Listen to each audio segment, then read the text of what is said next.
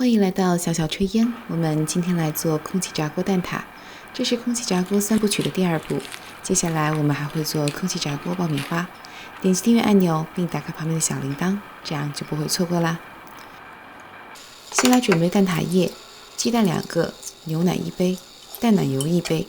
淡奶油不太容易保存，所以尽量买小份的。白砂糖1汤匙，炼乳1汤匙。如果没有炼乳，那么就多放2汤匙的白砂糖。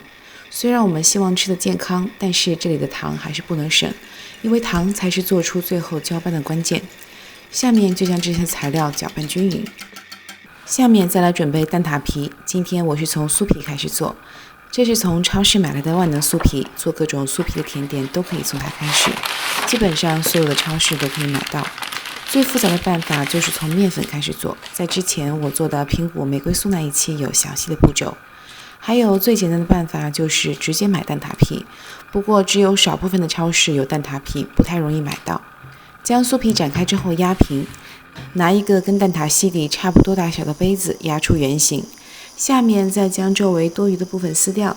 这些边角料不要扔掉，直接刷点黄油放在烤箱里面或者平底锅里面烘熟之后就很好吃。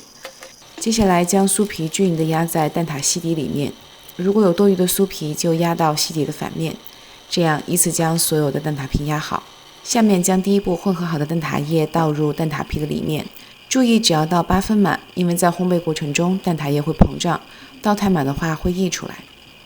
全部倒好之后，将蛋挞放到空气炸锅中，390华氏度30分钟。